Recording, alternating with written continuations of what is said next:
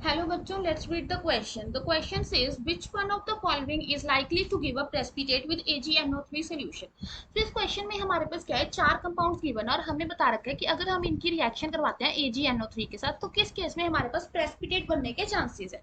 तो इसके लिए सबसे पहले हम देख लेते हैं हमें किस की कंसेप्ट की रिक्वायरमेंट है।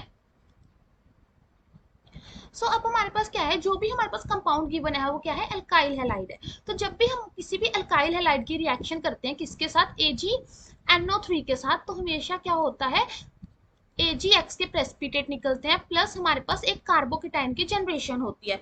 इस केस में जो जो भी कार्बोकेटाइन ज्यादा स्टेबल होएगा उस केस में हमारे पास प्रेसिपिटेट जल्दी से बन जाएंगे।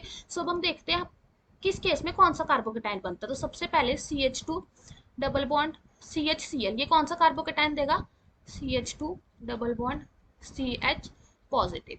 सेकेंड केस में हमारे पास क्या है, CHCl3। तो इस केस में हमारे पास क्या कार्बोकेटाइन बनेगा, HCl Cl, और एक Cl AgNO3 एक्सट्रैक्ट कर लेगा। नेक्स्ट है हमारे पास CH3 3CCl।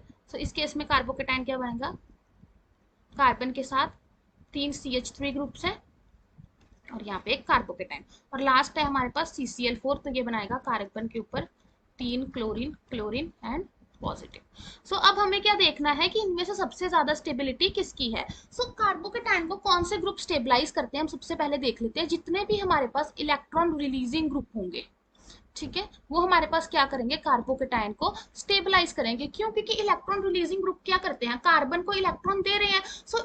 कार्बोकेटाइन क्या है, इलेक्ट्रॉन डेफिशिएंट सेंटर है। कहाँ कहीं से भी अगर उसको इलेक्ट्रॉन मिल रहे हैं तो वो क्या हो रहा है, स्टेबलाइज हो रहा है। अब हम केस 1 की बात करेंगे तो यहाँ पे क्या है, ये कार्बन एक sp2 हाइब्रिडाइज्ड कार्बन है। अब sp2 हाइब्रिडाइज्ड कार्बन में परसेंटेज s करेक्टर क्या है, ज्यादा है, परसेंटेज s करेक्टर ज्यादा है। दैट मीन्स इस केस में जो हमारे पास इलेक्ट्रोनेगेटिविटी है वो ज्यादा है। तो जितना इलेक्ट्रोनेगेटिव होगा उतना हमारा कार्बोकेटाइन क्या होगा, स्टेबल कम होगा। इस केस में हमारी स्टेबिलिटी क्या हो गई, कम। अब सेकंड केस में हमारे पास क्या है, क्लोरीन। क्लोरीन क्या है, electron withdrawing group. Electron withdrawing group क्या करेंगे, again electron withdrawing group carbon से इलेक्ट्रॉन खींचेंगे, ये कार्बन को और इलेक्ट्रॉन डेफिशिएंट बनाएंगे। ये भी हमारे कार्बोकेटाइन को क्या कर रहे हैं, डीस्टेबलाइज करें। नेक्स्ट केस में है हमारे पास तीन CH3 ग्रुप, यहाँ पे हमारे पास एक टर्शरी कार्बोकेटाइन है।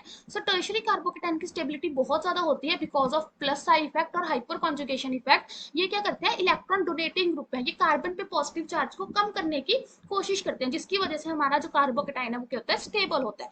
और लास्ट केस में हमारे पास अगेन तीन क्लोरीन जो है इलेक्ट्रॉन विड्रॉइंग ग्रुप है, तो ये कार्बोकेटाइन को डीस्टेबलाइज करेंगे। इस केस में सबसे ज्यादा टेंडेंसी किसकी है कार्बोकेटाइन बनाने की, that is compound number C, जो जिसमें हमारे पास टर्शरी कार्बोकेटाइन बन रहा है। तो उस केस में AgCl के प्रेसिपिटेट्स भी जल्दी बनेंगे। Hope you find the answer, best of luck.